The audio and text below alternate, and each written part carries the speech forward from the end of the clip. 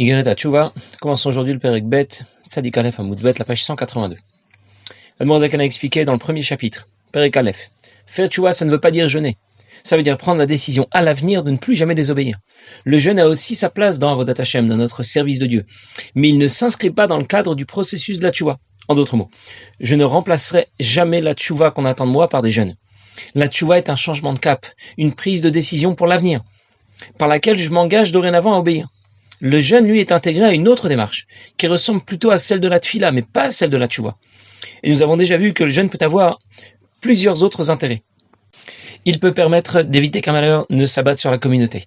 Il peut permettre d'éviter qu'un malheur ne s'abatte sur un individu. Il peut accélérer le processus de kapara initié par la tchouva. Et enfin, il peut mettre à niveau une tchouva motivée par la crainte de Dieu, mais pas par l'amour de Dieu, et qui ne serait donc pas tout à fait adéquate.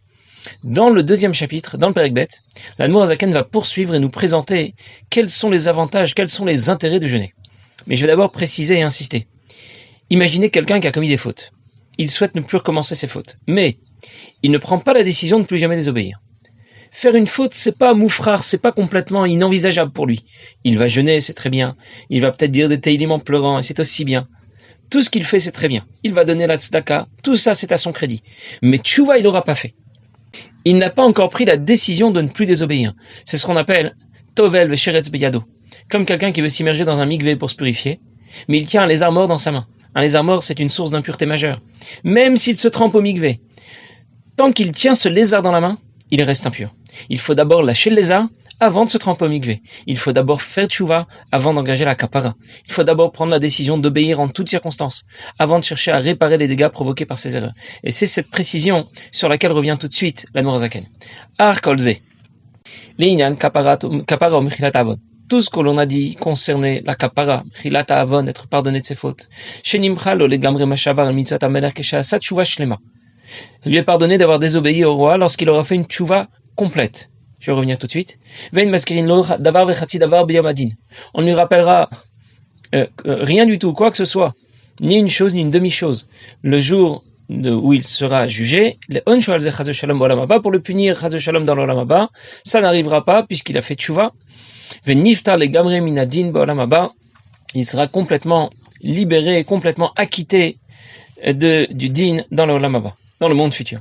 Quand quelqu'un fait une tchouva shlema, une tchouva complète, le processus de kapara est amorcé, il peut être amorcé, et dans ce cas, les jeunes vont pouvoir avoir un certain intérêt.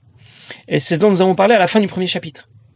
Ces jeunes vont par exemple accélérer le processus de kapara, ou mettre à niveau une tchouva qui était inadéquate. Mais qu'est-ce que c'est qu'une tchouva complète, une tchouva shlema, dont parle ici l'Admor Zaken? L'essence de la tchouva, c'est la décision d'obéir à l'avenir.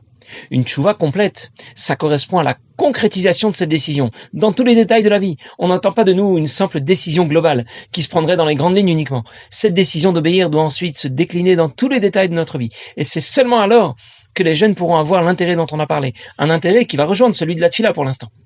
Omnam, cependant, Sheye le ratson lifna Hashem umrutse. Pour revenir à l'état antérieur à la faute, c'est-à-dire à l'agrément qu'il avait auprès d'Akadosh Baruch Hu avant d'avoir commis une faute.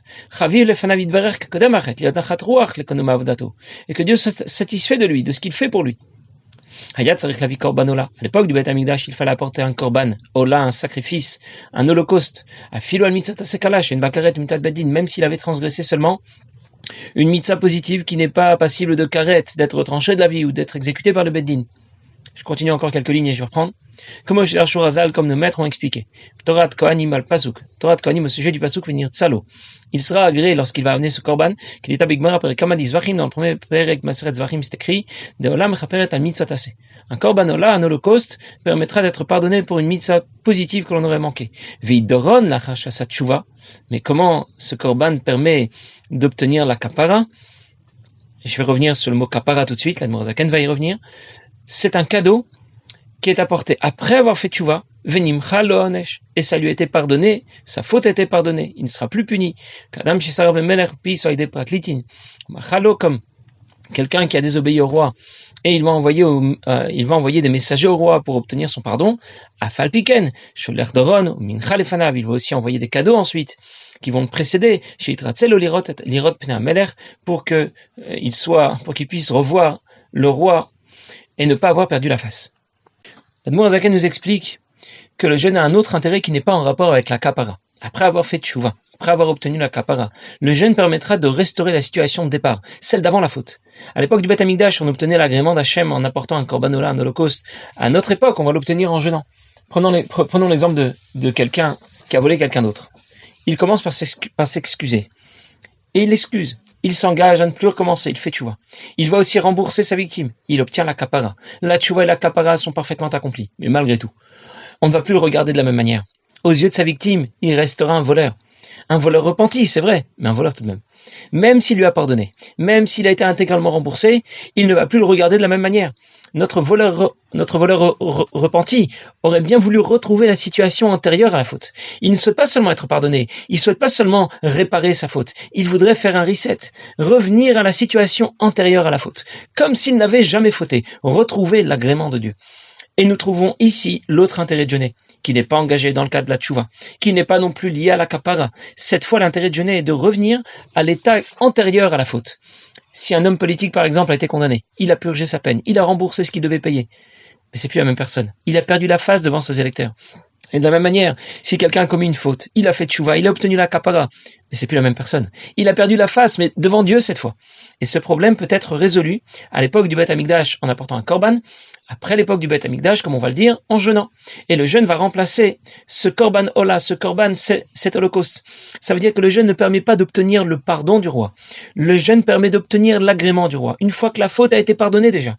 Le jeûne va lui permettre de retrouver la face. Pourtant, dans le passouk que l'Admour Azaken a cité, on a bien associé la kapara au korban. C'est écrit venir tsalo lechaper alav. Il trouvera l'agrément de Dieu pour, a priori, lui faire obtenir la kapara. Et donc, ce n'est pas ce que l'Admour Azaken vient de nous expliquer. L'Admour Azaken va répondre tout de suite à cette question dans la parenthèse. Mais la shon mechaperet, que veut dire mechaperet, la kapara dont on parle? C'est écrit dans la Torah, il trouvera l'agrément de Dieu pour obtenir la kapara. Attention, einzo kaparat nafsho, ce n'est pas la kapara dont nous avons parlé jusqu'à maintenant. Ce n'est pas la kapara, le nettoyage de ses fautes. Il s'agit d'obtenir l'agrément d'Akadosh Baruch Hu. Kidita Sham Bigmara, comme la Gemara l'explique là-bas, comme Shkatouf Tamim Yel Ratson, ou bien comme le pasuk qui dit Tamim Yel Ratson, il sera intègre et agréé par Akadosh Baruch Hu. Qu'est-ce que la Zaken veut nous dire? Le pasuk semblait associer la kapara au korban, mais il ne s'agit pas de kaparat nafsho, ça veut dire du pardon de ses fautes. Il s'agit de retrouver l'agrément et la satisfaction de Dieu. Le chaper alav liot nachat ruach, obtenir à nouveau la satisfaction de Dieu. Ça veut dire qu'il y a deux sens au mot kapara. Kapara peut vouloir dire, comme on l'a expliqué jusqu'à maintenant, nettoyer une faute. Et kapara peut vouloir dire retrouver l'agrément de Dieu. Et la Nour Zaken précise, j'ai anticipé déjà un petit peu, que le jeûne à notre époque va remplacer le korban. Et maintenant que nous n'avons plus de korban, plus de Beth Amikdash, pour obtenir l'agrément de Dieu, après avoir fait tchouva et après avoir été pardonné. Comme korban. C'est le jeûne qui remplacera le korban. Comme la Gemara rapporte dans Maseret Brachot, lorsque quelqu'un a jeûné, il peut adresser une prière à Kadosh Baruch Hu et lui demander que la graisse et le sang qu'il a perdu, le fait d'avoir jeûné, eh bien, soient considérés comme la graisse et le sang d'un korban qu'il aurait apporté sur le misbéach. C'est pour ça qu'on trouve différentes histoires qui sont rapportées dans la Gemara notamment, où on raconte que des Tanaïm et des Amoraïm ont jeûné énormément pour des fautes très légères. D'où l'intérêt primordial, l'intérêt très important de jeûner. L'Admour Zaken va rapporter trois exemples, trois histoires. La première va concerner Rabbi Elazar ben Azaria, la deuxième Rabbi Yeshua ben Levi et la troisième Ravuna. Il y a plusieurs dizaines, peut-être plusieurs centaines d'exemples et d'histoires qui sont racontées dans la Gemara au sujet des Taniot, au sujet des jeûnes. L'Admour Zaken nous rapporte que ces trois exemples, et je vais expliquer plus tard pourquoi avec ces trois exemples, le dossier sera complet, il aura couvert toutes les situations. Mais d'abord la première. Comment Rabbi Elazar ben Azaria? Rabbi Elazar ben Azaria, Shayamatir, Shte para Yotsa, il permettait qu'une vache puisse sortir avec une lanière entre les cornes Shabbat. On n'a pas le droit de faire travailler un animal Shabbat, mais donc il n'a pas le droit de porter une charge. Mais s'il porte quelque chose qui n'est pas une charge, mais plutôt une décoration, quelque chose d'esthétique, alors ce sera permis. Et concernant cette lanière, il y avait une discussion entre Rabbi Elazar ben Azaria qui autorisait une vache de sortir avec cette lanière Shabbat, cette lanière qui était tendue entre ses cornes. Pour lui, c'était juste un ornement. Mais Chachamim Osrim, les Chachamim l'interdisaient. Ils considéraient que c'était plutôt une charge pour cette vache. Pas machat une fois. La vache de son voisin est sortie avec cette lanière entre les cornes et il ne lui en a pas fait le reproche. Et ses dents ont noirci. Tellement il a jeûné, parce qu'il n'a pas respecté les paroles de ses amis. Dans cette première histoire, l'histoire de Rabbi Elazar ben Azaria, ses dents ont noirci à cause des jeûnes qu'il s'est imposés pour avoir fait une erreur légère. Il n'a pas respecté l'opinion des Chachamim. Pour lui, la vache peut sortir avec une lanière entre les cornes. Il n'a pas non plus a priori en faire le reproche à son voisin, mais il n'a pas tenu compte de l'avis de, on les appelait Chaverav, de ses amis. C'était ses collègues, c'était pas ses maîtres, les autres Chachamim. On ne dit pas qu'il n'a pas tenu compte de l'avis de ses maîtres, Rabotav, parce que s'il s'agissait de l'avis de ses maîtres, il aurait eu l'obligation de reprocher à ce monsieur son comportement. Il aurait dû lui reprocher, lui dire de ne pas laisser sa vache sortir avec cette lanière entre les cornes. Mais il s'agissait de ses collègues. Il n'avait donc pas l'obligation de reprocher à ce monsieur son comportement. Et malgré tout, il a fait tchouva. Il a voulu obtenir la kapara. Et pour retrouver la face devant Dieu, il a jeûné au point que ses dents ont noirci. Ses dents sont nécrosées tant elles ont manqué des nutriments dont elles ont besoin pour être en bonne santé, pour être vivantes. Et dans Talmud Yerushalmi, on raconte qu'il s'agissait de sa propre vache. Pourquoi alors dans Talmud Bavli on raconte que c'était la vache de son voisin? Parce que le fait qu'il ne soit pas intervenu pour la vache de son voisin est considéré comme si c'était sa propre vache. Comme la Gemara de Maseret Shabbat, Nundalet Amudbet, raconte elle explique plutôt que celui qui n'intervient pas pour éviter à quelqu'un de commettre une faute, on lui impute la faute qui a été commise. Je vais le dire autrement. Si quelqu'un ne met pas les tefilines, il n'a pas de mezuzot fixé à ses portes. Et je lui propose pas de mettre les tefilines. Je lui propose pas de fixer des mezuzot. C'est comme si moi-même je n'avais pas mis les tefilines aujourd'hui. Comme si moi-même je n'avais pas fixé de mezuzot chez moi. Et c'est pour ça que bien qu'il s'agissait de la vache de son voisin, Talmud Yerushalmi on rapporte que c'est sa vache, c'est comme si c'était sa propre vache. Voilà donc une faute légère. Et pourtant il a jeûné énormément. On imagine donc que jeûner, ça doit être particulièrement efficace et important. Voilà pour le premier exemple. Ensuite, deux autres exemples que rapporte l'Admor Zaken. Ren Rabbi Yehoshua Shamar Boshim Divrechem Bet Shammai. Rabbi Yehoshua qui a dit aux Chachamim de l'école de Bet Shammai, Bet Shammai, vous me faites honte. J'ai honte de vos paroles. Et lui aussi ses dents ont noirci tellement il a jeûné. Ravuna Pamachat Nita Pralo Tsoa Shel Tfilin. Une fois Ravuna, sa lanière de Tfilin s'est retournée. Vitanam même Tsomot, il a jeûné 40 jours. Fait Kain Arabot. Et il y a comme ça de nombreuses autres histoires. On raconte que Rabbi Yehoshua a dit à Bet Shammai, c'est-à-dire au Chachamim qui étudiait selon l'avis de Bet Shammai dans les Yeshiva de Shammai. Bet Shammai, j'ai honte pour vous. Il s'exprimait donc avec un peu de violence, même s'il avait le droit de pas être d'accord. Et puis l'un des Chachamim de l'école de Bet Shammai lui a expliqué quelles raisons ont motivé l'opinion de Shammai, leur maître. Rabbi Yehoshua l'a compris, il est allé s'excuser sur la tombe de Shammai. Et le reste de sa vie, jusqu'à la fin de sa vie, il a jeûné. Il avait déjà demandé pardon, mais il a jeûné pour retrouver la face devant Dieu. Voilà pour le deuxième exemple. Ensuite, l'Admor Zaken raconte encore que la lanière des filines de Ravuna s'est retournée. Et il a jeûné pendant 40 jours. Pourquoi 40 jours? Pourquoi pas 30? Pourquoi pas 50? Lors de la conception d'un enfant, à partir de quel stade on considère effectivement sa présence, son existence, à partir de 40 jours? Ça aura des conséquences. Si une femme perd son premier enfant après 20 ou 30 jours de grossesse, on ne dit pas qu'elle a perdu son premier enfant. Si elle a ensuite un garçon, on considère que ce sera l'aîné. Il faudra racheter ce premier-né, etc. Mais si elle perd son premier enfant après 40 jours de grossesse, alors on considère que ce premier enfant était l'aîné. Et dans ce cas, le deuxième n'aura pas besoin d'être racheté. En d'autres mots, à partir de 40 jours, on considère l'existence d'un nouvel individu. Un jeûne de 40 jours permet donc à celui qui a fait tchouva de devenir un nouvel individu. Il n'est plus le même qu'avant. C'était un rachat, il est devenu un tzaddik. Avant, il avait perdu la face devant Dieu, et maintenant il l'a retrouvé. Voilà pourquoi c'est 40 jours, et voilà pour le troisième exemple. Et on peut encore se demander, pourquoi l'Admor Zaken rapporte ces trois histoires-là?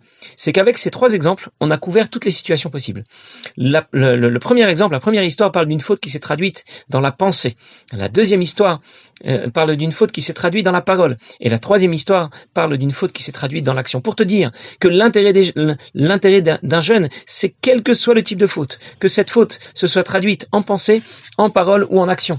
Et l'Admor Zaken a aussi choisi trois exemples. Bien sûr, il les a pas choisis au hasard, on s'en doutait, mais pour couvrir toutes les catégories du peuple juif. Rabbi Elazar ben Azaria est un Cohen, Rabbi Yehoshua ben Lévi, c'était un Lévi, et Ravuna était un Israël. Pour te dire l'intérêt d'un jeûne, quelles que soient tes origines, que tu sois Cohen, Lévi ou Israël. Ce qu'on peut conclure, c'est que s'il jeûnait autant à l'époque, c'est que le fait de jeûner, c'est extrêmement utile, c'est extrêmement positif, même si ça ne s'inscrit pas dans le cadre de la tchouva. Et on comprend donc combien c'est important de remplacer ces jeûnes, parce que nous allons dire dans le Pérek Gimel que nous serions trop faibles physiquement pour supporter un nombre important de jeûnes. Alors, on comprend combien ce sera important de remplacer ces jeûnes. Comme on dira dans le Pérek Gimel, dans le 3e chapitre, par la tzedaka. Valier Sodze. Zaken continue, elle dit que c'est sur cette base que l'Imed Arizal, que le Arizal a enseigné les Talmidav, ses élèves, al Pichochmat Haemet, selon la Kabbalah. Mispar Atzomot, le Kama Avonot Vechataim, combien de jeûnes on doit faire pour différentes fautes. Av Shen Ben Karet Velomita B'Deshamayim, même si ces fautes ne sont pas passibles de karet, d'être tranchées de la vie, ou de subir l'exécution par le Bedin. Comme la casse Kufnulav Taniot, la colère, 151 jeûnes. Afilo Alisur de Rabbanan comme Stamyenam. Quelqu'un qui aurait bu un vin qui n'a pas été surveillé, Stamyenam. Un vin qui n'est pas kasher, Yitane Aïn Gemal Taniot, il devra jeûner 73 jeûnes. Chen Albitul Mitzatase de Rabbanan comme Tfila, quelqu'un qui aurait manqué une Mitzatase de Rabbanan comme la Tfila. La tfila, c'est une mitzvah de la Torah, mais le zman tfila, le moment de la tfila, ça, c'est midera banan. Il devra jeûner 61 jeûnes. Et